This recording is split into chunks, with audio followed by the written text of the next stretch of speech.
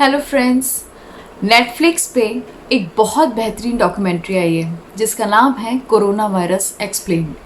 कल ही ये documentary release की गई है और ये 30 मिनट की डॉक्यूमेंट्री है।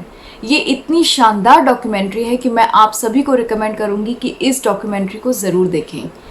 इसमें वो पॉइंट्स सिलेक्ट करे गए हैं जिनके बारे में हमें नॉलेज बहुत कम है।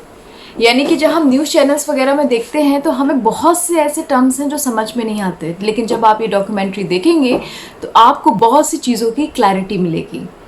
जिन लोगों के पास नेटफ्लिक्स का सब्सक्रिप्शन नहीं है या जो लोग ये डॉक्यूमेंट्री नहीं देख सकते हैं, उनको मैं इतना डिटेल में बताऊंगी कि आपको वैसे भी समझ में आ जाएगा, देखने की ज़रूरत भी नहीं पड़ेगी। पर जिनके पास सब्सक्रिप्शन है और जो ये देख सकते हैं, प्लीज़ आधे घंटा निकालिए और इस डॉक्यूमेंट्री को ज़रूर देखिए।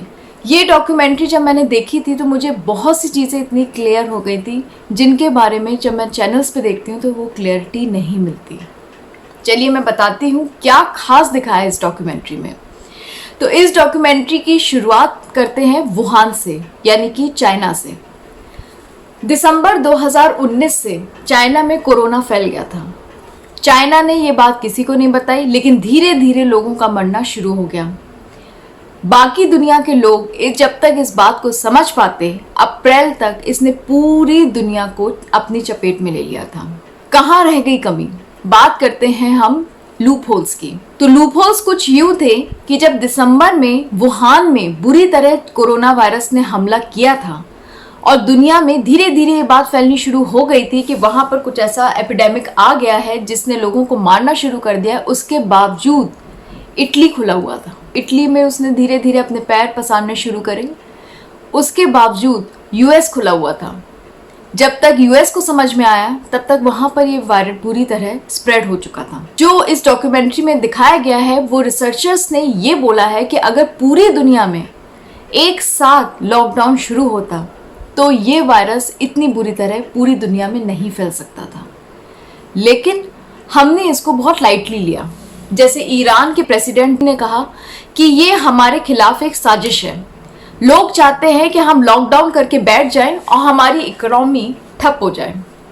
वहीं ब्रिटेन के प्रधानमंत्री ने कहा कि ऐसी कोई घबराने वाली बात हुई नहीं है, एक छोटा सा एपिडेमिक है जो यूं आएगा यूं चला जाएगा। जबकि एपिडेमिक नहीं, पेंडेमिक था ये। इटली के प्रधानमंत्री ने कहा सब कुछ अंडर कंट्रोल है, हमारे लोग इस चीज से ना घबराएं। लेकिन 19 मार्च को यूएस के प्रेसिडेंट ट्रंप ने एक्सेप्ट करा कि ये बहुत बड़ी महामारी है, ये एक पेंडेमिक है, ये इतना भी खतरनाक हो सकता था, हमें पता ही नहीं चल पाया और अब हम बहुत लेट हो चुके हैं। अब मैं आपको बताती हूँ कि वायरस क्या है। क्या है ये वायरस? वायरस के अंदर अपनी कोई जान नहीं होती, वो लाइफलेस होता है। उसको आगे बढ़ने के लिए एक कैरियर चाहिए होता है जिससे वो आगे बढ़े। ये जो कोरोना वायरस है ये नॉन डेडली वायरस है। अब डेडली और नॉन डेडली वायरस क्या होते हैं? डेडली वायरस वो होता है जो जब अटैक करता है तो उसके सिम्टम्स अचानक से उभर के आते हैं और वो आपको उस हाल में लाके छोड़ देता है कि आप उठने बैठने के लायक भी नहीं रहते हैं। और वो दूसरे तक तो तब पहुंचेगा जब आदमी उठकर दूसरे से मिलेगा, वहीं का वहीं वो उसी आदमी को खत्म कर देता है। ये होता है डेडली वायरस। अब हम इसको नॉन डेडली वायरस क्यों कहते हैं? नॉन डेडली वायरस वो होता है जिसके सिम्टम्स उभर के नहीं आ पाते। अब जैसे आप चलिए आज तो कोरोना वायरस है, लेकिन आमतौर पे जब विंटर्स की शुरुआत होती है तो हमें नॉर्मली भी कोल्ड एंड कफ रहता है, छींक आती है, खांसी रहती है, छींक आती है, बुखार हो जाता है। तो इसका मतलब ये थोड़ी ना कि हम घबरा जाएं। इसके सिम्टम्स या तो आते हैं या नहीं आते और हमें पता ही नहीं चलता। खांसी हो रही है फिर भी हम लोगों से मिलते हैं, छींक आ रही है उसके बावजूद हम अपना काम करना नहीं छोड़ते।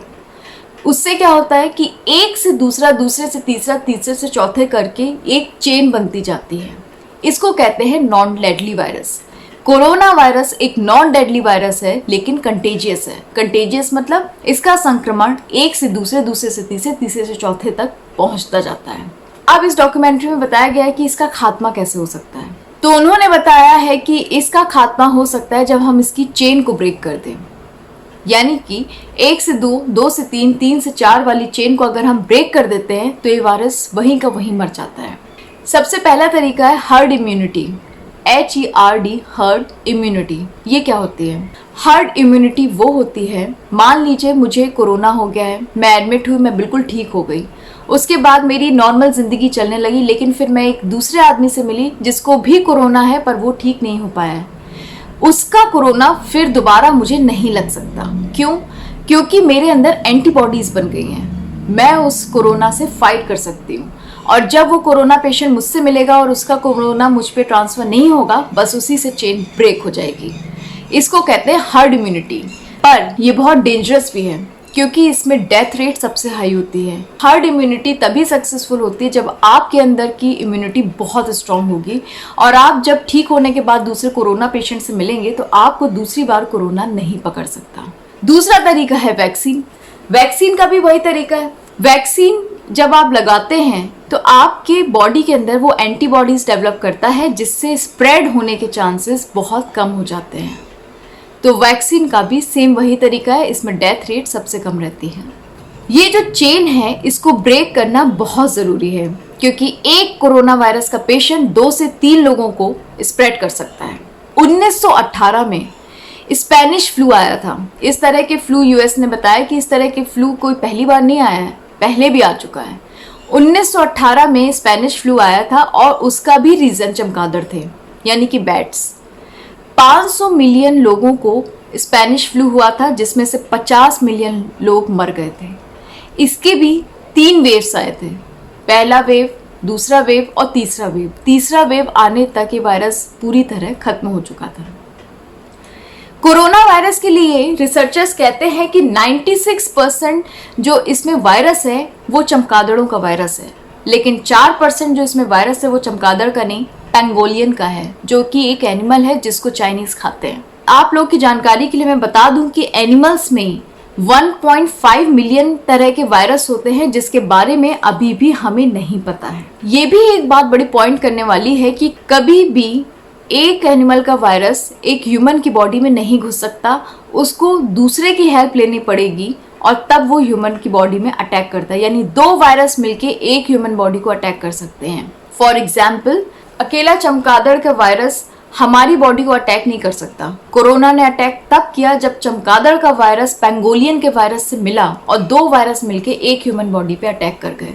कोविड-19 जो है वो सार्स और मर्स नाम के वायरस की कैटेगरी में ही आता है, लेकिन सार्स और मर्स जब आए थे तो वो सबसे डेडली वायरस थे।